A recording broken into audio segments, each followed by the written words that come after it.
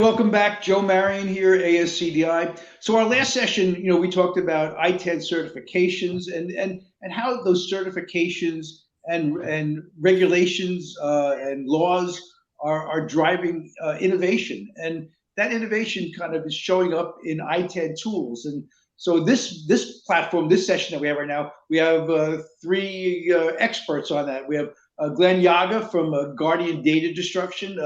Out of one of my favorite places on the planet, Hackensack, New Jersey, right between Route 4 and Route 46, I believe, in Bergen County. I happen to know that because I live there. And we have John Spagnuolo from IQ Reseller, one of the best ERP platforms for our industry. And we have Luis Yepez. Luis, I hope I didn't butcher your last name. You're good. From Mainstream Global. Mainstream Global is a company that provides reverse supply chain solutions to OEMs, contract manufacturers, service providers around the globe. So, guys, take it away. Glenn, I believe you're leading this discussion. Thank you, Joe. Appreciate it. And it's my pleasure to be here to speak with John and Luis. And we're going to jump right in if you guys don't mind. So, I'm looking at this from a non-ITAD perspective because Guardian doesn't do any ITAD services. We're strictly on-site services. So let's look at the tools that you guys are using for ITAD and how does it relate inside in ITAD? Are there tools that you guys use that are both internal and external in your development with your customer base? Joe, John, you can take away first. Yeah, I was going to say, it's more about the ITADs that we help to support. IQ Reseller is more of an ERP, but when I'm an ITAD or was in a ITAD, it's what tools am I looking at that will help me be able to process equipment quicker, faster, to be more accurate, and also to be able to get it from point A to point B to point C in the most efficient time possible. So I'm looking at what are all those driving factors? Is it culture? What can I automate? What can I eliminate a human factor on? Where can I help to increase the data accuracy as well? So I'm looking at my overall process and really doing a time study and an entire look down at that process to say, okay, hey, what can I help to do better? What can I drive? Or is my process the right culture for my business? Does that meet? And do I have the right software tools? Your software is only as good as the process that you have within there. So if you may pick the best software out there, but if you don't have a process that meets within the culture of your business, it's not going to look. So I'm really going to start from the point of, okay, where are the challenge points at that point? What's my staff like on? And then go from there. And Luis, what's your opinion on that? I agree with what John is mentioning. The aspect in terms of the culture becomes very important because as an ITAD, we're very driven to track the individual asset by the serial number, whether it's a good or scrap asset. And to get that mentality, to get that team created, to have that level of sensitivity that it's not that there's a pallet of 100 or a pallet of 1,000, but that the mentality is driven down to the serial number, to the asset ID of every asset as it goes through the receiving and processing line. So that aspect of ensuring that the culture is being developed, that's the sensitivity of it, regardless of whether it's one facility, several facilities in one country, or it might be like ours that we're in 7 countries throughout the US and Latin America. We all need to share the same culture of importance that our customers care about that individual asset. And then, as John was saying, the processes need to be in place with that. And then the other tools that come, whether it's data erasure or your ERP, those databases need to be meshed, and we can talk a little bit about that a little later on in this chat of some ideas of how that gets done. So working with culture and automation and process, when you're selling a new customer, what do you think the most important part of those 3 items and what are you presenting first in way of trying to acquire a new customer? Sure. When we're looking to gain business with a certain customer, or when the clients reached out to us because they've had a bad experience with another ITAD, for us, it becomes the ability to demonstrate how we have traceability from the moment that an asset gets picked up until it gets dispositioned to as a sale or to scrap. We provide the ability for a client to log in and kind of see where his or her assets are, where their inventory is, and what stage of the process that it's in. We also will show that we have the certifications, that it's not just us saying that we do things right. It's not just our quality management teams that run internal audits, but that we have third-party certifications, the R2s, the ISOs, et cetera, where you're having third-party auditors coming in and validating what you're saying. Those become really distinguishing factors, selling points to be able to set yourself apart as an ITAD. And very quickly, Glenn, you'll have some companies that might say, I'm compliant, or one of my sites is certified, but I don't want to make the investment, so my others are compliant. That can work, but it does, I want to say, show a level of commitment that you're having each individual site individually audited and certified. So if I'm a customer and I'm going to be sending assets to the compliant site, what's really making sure that that's going to be held to the same standard as the certified site where the external auditors come in? Yeah. And John, what's your opinion on that regarding the culture and what you feel that it's the most important thing in the sales cycle for an ITAD? Well, to relate with the culture and to look at it, though, too, is also be able to have the tools to be transparent with your customers as well. Make sure that when you're looking at the tools possible that you do have the ability to provide any type of reporting or any type of customized reporting that you want. If you're putting that data into your system, be sure that you're able to get that out and then be transparent and show that to your customers. Make sure that you have the ability to have client portals to where they can go in and exactly see where those assets are at. Like, look at when you're an ITAD, you're not just dealing with non-data bearing assets. They're also going to be data bearing assets too, to where that's live data, that's their data, that's important data, and you don't want that data to get out because that's going to cause a bigger disaster and more costly than what you can even imagine. So make sure that you have client portals that allow you to show your customers, hey, this is where everything's at. You can go and request that. They can exactly see where it's at within the line, what's going on with that asset, and what has happened, and be able to ensure that was properly disposed of or wiped and certified correctly. So make sure those tools are there. And the highest level is make sure that the reporting accuracy is there, or even think to go one step further of saying, hey, I have a system that can drive all of this customization and be able to gather that data and all the data that you want to see on your hardware assets, and be able to then synchronize that data right into their tools such as ServiceNow or what some of those larger customers would be using to be able to ensure, hey, those assets have been retired. It was sent to my downstream vendor at that time, and here's when that happened, when it was wiped, and they have all that data that just seamlessly gets pushed over.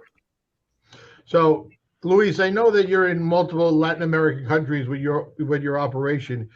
Do you find that there's any cultural difference between their values and what you guys are doing here in the United States? I think even though there are differences, I want to say within the countries, but the international standard of doing things right is uniform across the board, and that is where we've kind of driven our culture in terms that this is the expectation for the customer, whether he's receiving services in the United States or in Colombia or Brazil or Argentina. That expectation of quality and being things being done right is universal. So that's helped to also be able to sell the services and win those customers. And you know, you don't obviously need to be abroad, but if you're in different locations in the United States or wherever you're at, that same mindset that the client wants uniform services. You could pick up that person and move them around virtually to your different sites, and the quality standards are going to be the same. The processes are the same. They're all uniform. And that, once again, aids in terms of being able to close deals with prospective clients. And John, with that in mind, with the automation process, how is that helping your company, and in what perspective does it help your clients? So when I'm going out to a new customer that may have just signed up for IQ Reseller, and I hope this is what others are thinking too, that maybe that aren't using IQ Reseller, but other ERP systems out there as well, is to drive that automation or integrations to wherever you can to really help streamline that. It also makes me think too, Louise brought up a good point, not only because it's, yeah, he has other locations throughout North America or in different countries, but you may be using regional partners to be able to support your main customers. So make sure that they have the tools that they need as well to be able to complete exactly what your scope of work says to your end user customer as well. Or if not, be able to say, hey, can the software that I use be able to go to my regional processor to be able to adapt and process everything that I need the way that I says, and do everything that I'm supposed to do on the ethical the manner and the responsibility manner as well too. That brings up a really good point, because if you're using a partner in a remote location, the automation process of the reporting, how do you guys handle that? Is it you guys working off the same platform, or is it you're receiving the information that you require? Explain that to me, please. That data. So if you're using another regional partner of yours or another vendor to help support your customer needs, is you need to, one, ensure that they're doing everything that it is, and then when that reporting's happening, that data, because those assets are your responsibility as well. I would highly recommend that any ITAD out there is then taking those reports and bringing it into their system as well to provide the trackability, so it looks like it is the same streamlined process. It's not two different systems. It's not two different views. The data doesn't match. It's all convoluted out there. Make sure it matches. Bring that in and put your stamp of approval on there as well. Don't just assume that your vendor's going to be doing that, which you know that they will, and it's highly unlikely that mistakes can happen. So bring that in and make it a streamlined process for your customer. So from what I'm understanding, that no matter where it is, you guys as an ITAD provider are taking ownership of that process as well as the data that's required from the field. Is that correct? That is correct, Glenn. And I'll add one other item with what John said, is that you might have different softwares that might not inherently talk to each other. And you've got great data here, you've got useful data over here.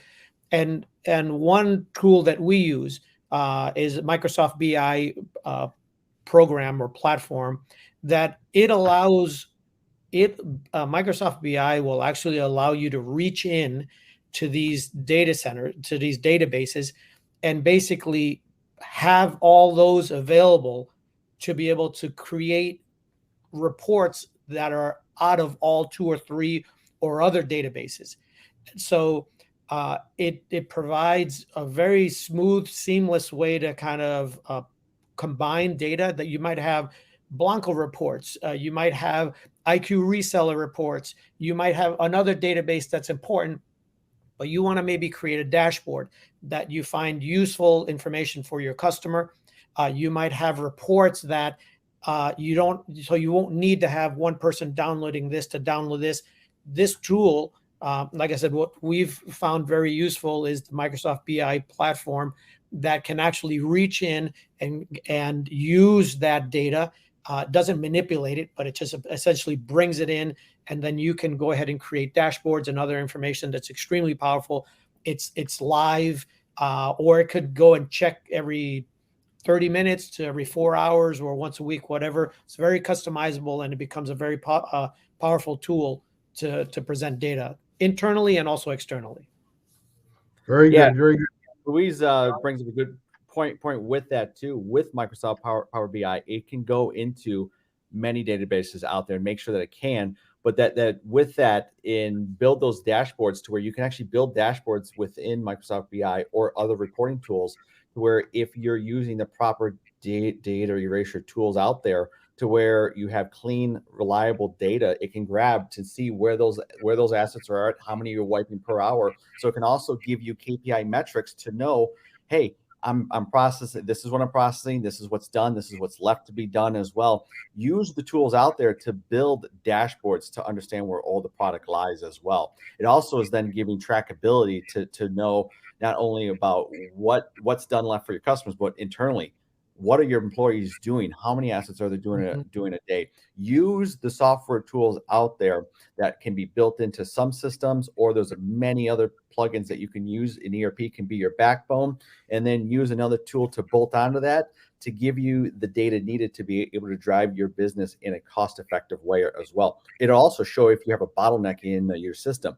If you have two guys next to each other, one guy's doing 200 assets in an hour and another guy's doing only 50, well, it could be easy product that they're working on, or it could be you may have a problem right there too. So use tools to identify things before it gets too far down the line.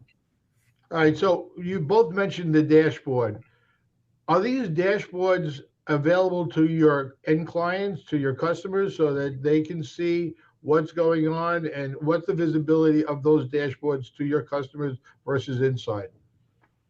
They are, and obviously this is not like a Power BI, but it is a powerful tool where you can determine what data you want to share externally, and what dashboards you want to keep private internally. And so you can customize those dashboards or the reports to, there might be 100 pieces of data that you have on your dashboard, but you only want to or only need to show 10 of them, of those items to your customer.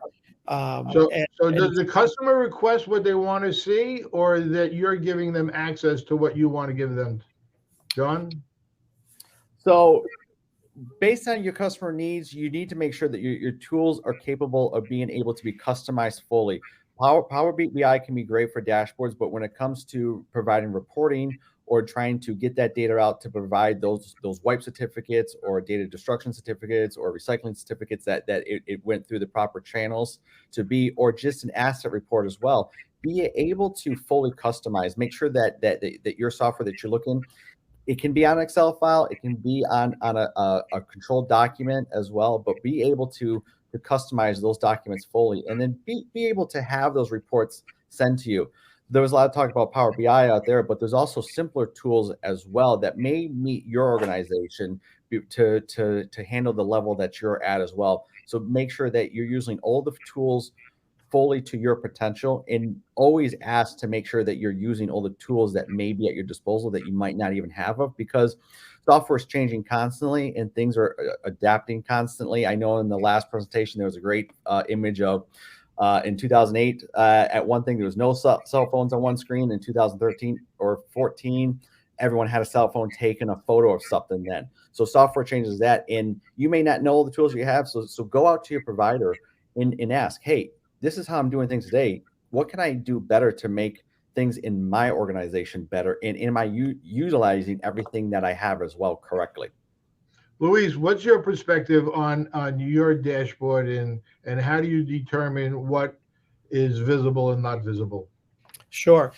So Glenn, I think in general, there's a mindset of like the reports that clients ask for is sometimes can be viewed as like it's just one more headache, or it's like one more work that needs to get done because somebody most likely needs to download this in Excel and properly format it and stuff. So if you look at this from the perspective that it will help differentiate you from the others, when you're able to provide automated reports that can seamlessly get uploaded to their systems, or that you're providing them the data that allows them to make decisions a little quicker or better, they're going to want to continue to work with you, because they're not wrestling with you to get that report out of you, or they're not really having to like twist your arm. You're almost, in some respects, you can control that narrative, or you can control that aspect of it, because you're going to say, hey, listen, I know you need some reports. Let me show you what we're currently providing today. And now you're controlling and adjusting it, instead of them saying, in some cases you can't, and you can obviously adjust, but if you're able to even standardize them, it makes your life even that much smoother. So no, to take that a little further, Luis, with your dashboard and your reporting system, does it show where their equipment is during the process? And does Yes. it also reflect to any historical data that might be from sales or processes that have done before on their equipment? So yes, and that second part of it, you can adjust and say, I want to see a rolling week or a rolling month for the last 6 months on a chart that shows inbound volumes, processing times, or number of shipments, or time from the receipt of a sales order to the time it's packed and on the dock, and how those running averages are happening. So it can be a very dynamic tool to kind of present this kind of data all in one snapshot. John, and can I get your opinion on that? Because it seems that, like, if I'm a client and I have my equipment in your organization waiting to be processed, I'd like to know what stage it's at, and on the sell side, what was the value a year ago versus what it is now? Absolutely. You're going to want tools to be able to provide historical knowledge. You want to make sure the tools that you do have is constantly showing you the averages or what you had before, or even if a customer asks, hey, did I send this to you? You want to be able to quickly go back and say, hey, this asset did go through the process, or you know what, hey, this is where it is at this current moment in time.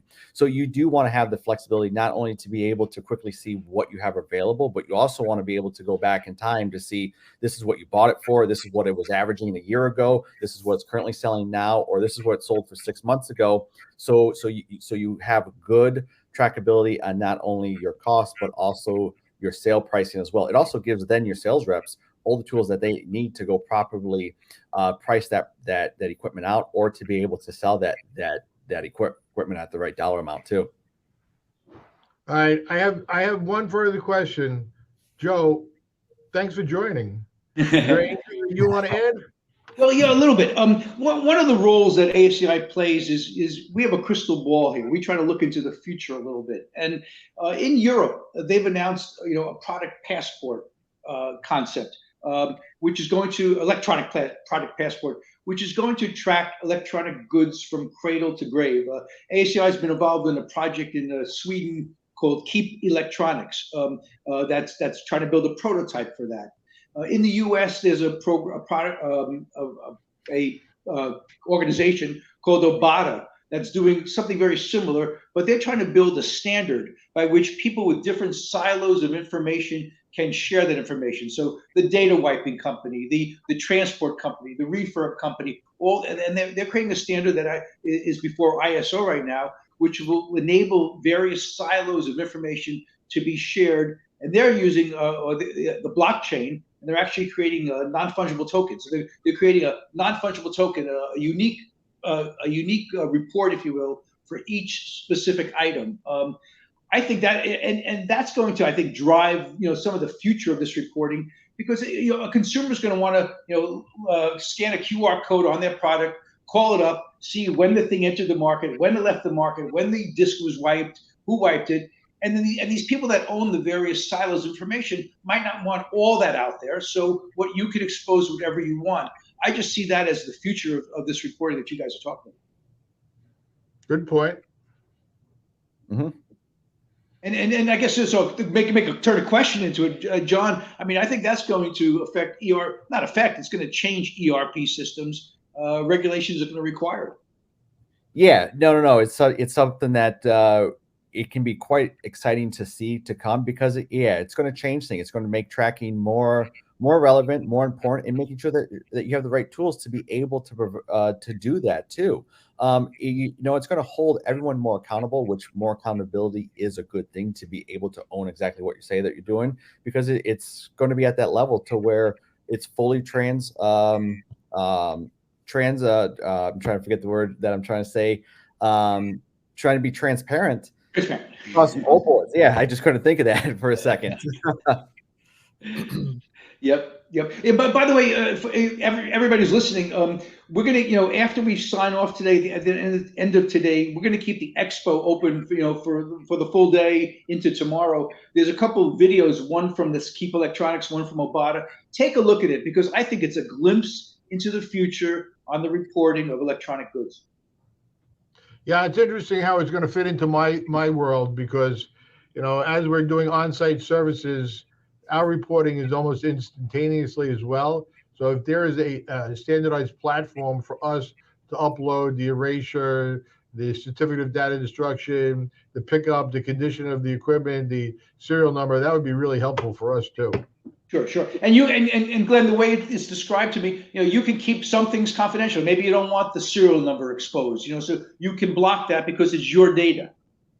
Got it. All right. That's great. Hey, folks, we have 2 minutes to go till the next session, which is going to be on the right to repair. Any final comments? I just want to say thank you for getting us all involved. You have two really great industry leaders here, and I'm sure they're available for resources to answer questions. Yep, great. Yeah, thank you all very much. We'll be sharing all the speakers' contact information. We'll be sharing recordings of all these sessions, so you can all kind of contact and reach everybody after the event. Guys, thank you all very much, and a special shout out to Karen Federer from Blanco, who was going to run the session. She's run into some medical issues, nothing serious, thank God. But so Glenn, thank you for filling in for Karen. We appreciate it. My pleasure. Thank you.